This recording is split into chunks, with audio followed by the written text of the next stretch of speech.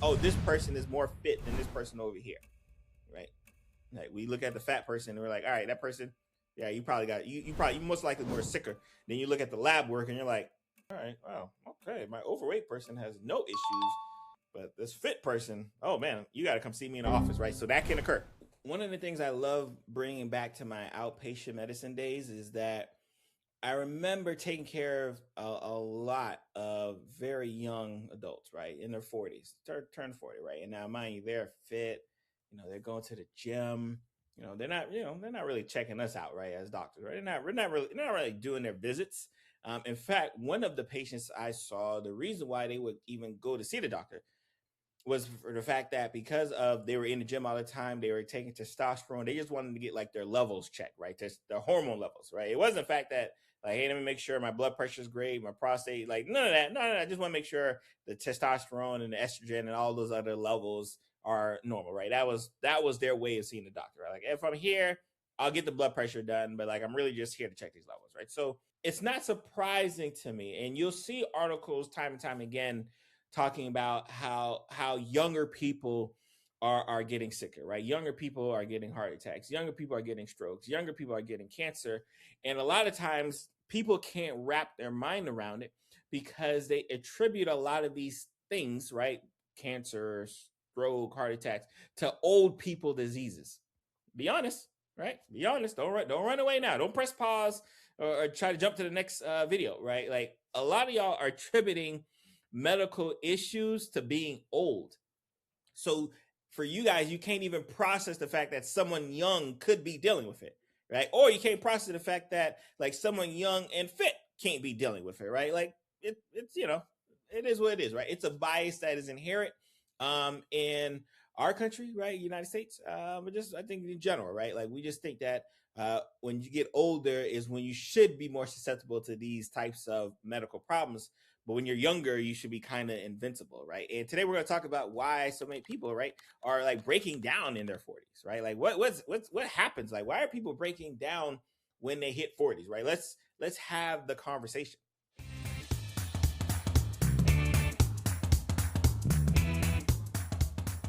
All right, so before we start, I want to kind of get I guess a general definition, right? Because I think a lot of times when we talk about people being healthy, right? Like what does that mean?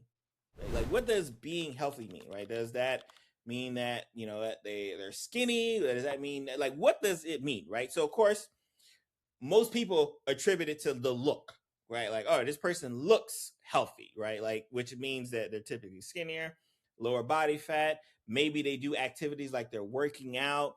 Maybe they're eating better than most people, right? So we will assign what healthy means by what we can kind of visualize, right? Like, all right, they look like they eat well. It looks like they're pretty active, so they must be healthy, right? Like, and that's kind of how we define it, right? We don't think about, all right, is a person's blood pressure out the whack? Is their cholesterol out the whack? Like that's not even neither here or there in our conversations. But it's always like, oh yeah, they look the part, so they must be the part, and that could be further from the truth, right? Because that is where we'll have this conversation of like fitness versus health. There are a lot of people, right? And I think especially when you're in your 40s and you're worried about like how are these people dropping down, right? Like collapsing, and collapsing figuratively. It's a lot of times we assign a fitness level of physique and look to how healthy that person is. Because we, for some reason, we can't process that a person who may look fit or act a part in their fitness may also not be healthy. Like that for some reason that doesn't jive. And again, I remember I had a patient who went to the gym, 4 or 5 times a week, body lifted, everything else, did the testosterone and all that stuff. And I remember they had some chest pain, chest discomfort, right? Go to the hospital, boom, triple bypass, right? They're what? Like I was in the gym all the time.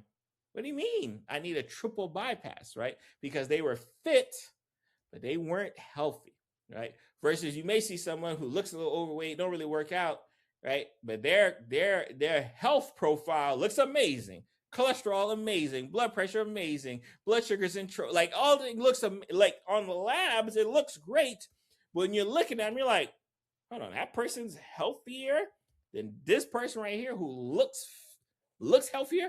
But really, what we want to say is who's actually just more fit. Yes, like so that is what we have to kind of function, right? And I like this kind of definition, right? Health is about how your organs function over time, how your blood vessels respond to stress, and how much silent damage is accumulating while you know what you feel fine, right? That's the health, right? Like if we like think about that, right? Like how your organ functions are doing, how the blood vessels are doing. That's where blood pressure and everything gets in. How much silent damage you're taking in while everything is feeling fine, right? I love that aspect and that definition of health because a lot of times we ask just random, you ask 10 people, that's 10 people in your family right now, right? That's 5. Hey man, what does it mean to be healthy, right? They will likely start giving you attributes of a person who is probably just more physically fit, right? But that doesn't tell the whole story, and that's why we're here, right? We're here to hear the whole story. So this is a caveat that I wanted to point out, right? Because obviously I face some of these issues as well too, especially just the crowd that I'm in, right? High performers, right? The question may be asking like, why are high performers at risk for being, not as healthy as others, right? And these are things that I think is big, right? They are amazing when it comes to their discipline. The problem is they are amazing when it comes to discipline. So what do you mean, Dr. Pierre? They normalize exhaustion. They minimize symptoms. They assume that the effort means that they're protected, right? So they just push through discomfort. They push through so many things. Like, all right, this thing has to get done. No sleep, doesn't matter. Got to get done. Didn't eat well, don't matter. Got to get done, right? So they are fine-tuned to push through the warning signs that your body may be giving you. Your body may be giving you warning signs over and over again. Hey, I'm not feeling the best. Hey, the stress level's too high. Hey, your body may be giving you these signs and symptoms, but my high performers, they're like, you know what? Push through it. Push through it. Just get through it. And in the short term, that's great because they get through whatever they're trying to get through. In the short term, it's great. They get through what they're trying to get through. Unfortunately, in the long term is where the problems arise. And why, again, their health just, they turn 40 and it falls off the cliff, right? Because guess what? When you're 40, you can't really do the stuff you were doing in your 20s and 30s. You can't just push through and it's all good and dandy, right? Like, that's the reality. That's what's happening. That's the issue. That's the concern. When we think about, my high performance, right? And I just had to throw that caveat in there because I was just thinking like, man, like my super type A, my high willpower folks, like they be in the office too, right? They be in the hospital too, right? They get sick as well.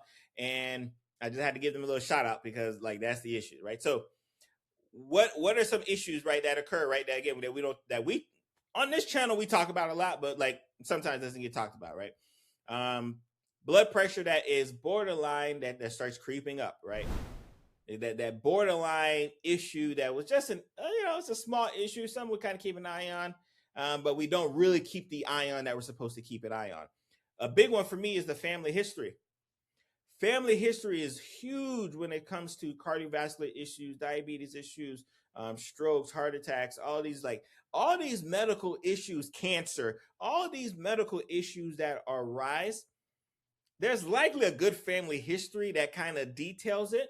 But for one, we're bad at getting family history. We're bad at talking to our family members about our medical history. So no one knows that grandma was dealing with cancer and, diabetes and hypertension. No one knows because we all keep it to ourselves. And that's the worst thing to happen, right? So I always implore my family, especially when I was doing outpatient medicine, like, hey, y'all got to talk to y'all families. Y'all got to know if there's some medical conditions that you should be at a much more higher alert of because of those issues. Like y'all just got to be aware, right? Like my father, he passed away from cardiovascular related issues, right? He was in the 60s, right? So because I know that, right? Because I know that, guess what? I am going to be much more in tune to my blood pressure, to my labs, to my cholesterol. I'm going to be much more in tune to these things, right? Because guess what? I know my father passed away when he was in his 60s. So I'm like, hey, I want to be around when I'm in my 60s, right? So I want to make sure that when I get to there, I don't have to be like shell shocked if something cardiovascular happens. No, I already knew this was. I'm prepared if something can occur, so I'm going to protect myself. I can prevent. I can do the prevention game, right? I'm 40. I'm 42 right now. So I'm the prevention game. In fact, not I think that's hilarious. By the time you guys watch this video, I'll be 43, right? Because my birthday is coming up this month. But I'm 42 at the time of this recording. So I understand that family history is a huge component that a lot of people don't think about in their question of like, oh my God, this guy was just 41, he's 42. Like, how'd he get a heart attack? Well, he probably had a bad family history that he completely ignored, and it finally caught up to him. Because your family history, your genetics, and we're not even talking about the social issues where you smoke or you drink or all those other things. We're not even talking about those things. I'm just talking about the genetic things that you can't change, right? The gender stuff you can't change, right? The genetics you can't change. I'm just talking about those things right there that will put you to have some problems, right? Sleep deprivation. I talked about this with my high performers. Y'all wear this like a badge of honor. Oh my God, I don't need to sleep. I only slept 1 hour. I only slept 2 hours. No, that's not good. It's not good, y'all. Like, get your sleep. I got a CPAP machine. I got a CPAP machine because I thought I was getting good sleep, and then I got the CPAP machine. I'm like, oh wow, okay, my sleep is a little bit better now. Right. So get your sleep. Chronic stress, whether it be work, whether it be family, personal, like stress is just be stressing, and it builds until fall off that cliff, right? I don't want nobody falling off the cliff, right? And then the labs, right? And then, I'm talking to our folks who don't go see the doctor, but even the folks who may go see a doctor, and the doctor's kind of laissez-faire, right? That ain't me, but like sometimes you're not ordering all of the labs because you think a person looks good. Like, you don't need this. You don't need that. Order them every way. And get your vitamin D, get your cholesterol, right? See, whatever. Get the labs that you think need to get done.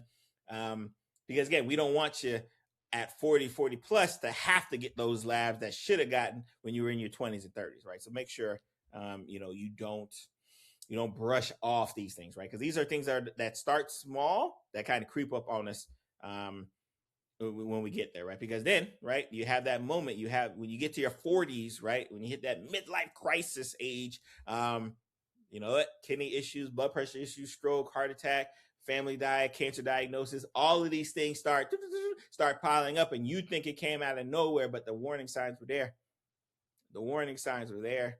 You just didn't, you pushed through them, right? You ignored them. You acted like they weren't there, but the warning signs were there, right? And the doctors, right? Because I got to look at y'all, right? I got to look at y'all, especially those who have access to physicians, right? Who should be getting these checkups, and they're not,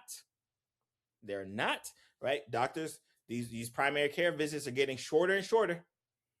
These primary care visits are getting shorter and shorter, and I understand that in this day and age, the healthcare system, the way it's kind of constructed now, rewards speed versus like actually, talking, right? Like, I know seeing more patients is financially more beneficial than talking to that one patient for 30 minutes. I know that. I understand that.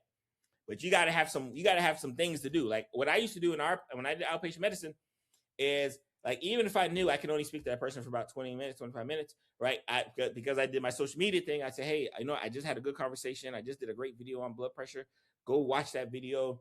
Ask me any questions online and I'll answer, right? Like, so I made it to say, hey, I may not be able to give you all of the educational information during our 20-minute visit, but I got some supplemental information, right? Like, a lot of y'all are letting your patients leave with no supplemental information. And this kind of like, all right, go out to the world, right? Figure it out yourself. And then you're surprised when they don't figure it out, right? So I'm looking at the doctors. And again, you guys are focusing on the fit people, right? And I talked about the obese patient, well, not patient of mine, but she was an obese woman who didn't like going to the doctors because they focused so heavily on her weight that she wouldn't get weighed, right? She just said, I'm not getting weighed, right? And you can't attribute anything that you're about to diagnose to my weight. Like, that was her thing, right? I wish I had a TikTok. I gotta find a video somewhere, but we don't do that. We don't go hard with our fit folks, right? We see a person who looks fit, who looks the part, right? We may not go as hard as like making sure their family history, making sure their blood pressure, we may not go as hard because our bias says, oh, this person is more fit than this person over here, right? Like we look at the fat person and we're like, all right, that person, yeah, you probably got you most likely more sicker. Then you look at the lab work and you're like, all right, wow, okay, my overweight person has no issues, but this fit person, oh man, you got to come see me in the office, right? So that can occur and does occur. Because again, we have to get our biases out even when we're in treatment mode, right? So you get to this point here where you're trying to say, hey, Dr. Pierre, like, all right, so what do I do, right? I'm getting close to 40. I'm getting there. What do I need to do, right? Obviously, again, as yourself, get to that doctor. Get to your doctor, please. Get your checkups, please. When you're outside your doctor's office, if you're in a pharmacy, one of these grocery stores, somewhere where there's a blood pressure cuff somewhere, check your blood pressure. Make sure you're taking your medications, right? If you got prescribed medications, make sure you're actually taking them, right? Like that doesn't sound too crazy, right? Make sure you're actually taking the medication you've been prescribed. Sleep. Prioritize your sleep. Please prioritize your sleep. And I'm not saying you need to sleep 8 hours.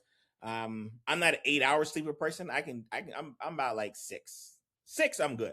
Like really good. If I sleep 8 hours, I wake up, I start getting like a headache because like I feel like I've been sleeping so long, right? So I've never been a long sleeper, right? But I usually get refreshed. And then again, if you're advocating for yourself, make sure you're getting your labs done.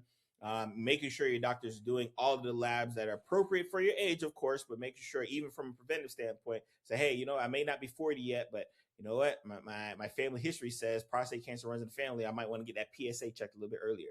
I may want to start talking about getting a colonoscopy screening earlier. I may want to start talking about getting like my mammograms earlier, right? I may want to start talking about getting some preventative things, but I got to be educated in my health, right? Not educated in everyone else's health.